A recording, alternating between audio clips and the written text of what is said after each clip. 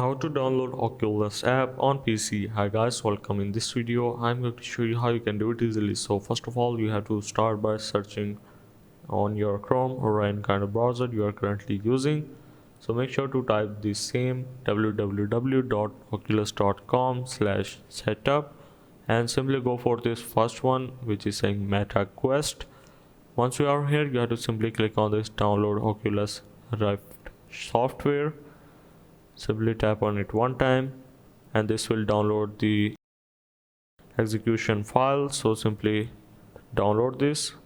So once you have downloaded this, simply open that up and allow it. Once you are done, you have to click on this get started on the bottom right corner and now agree and click on this install now. So that's how basically you can download Oculus app on PC.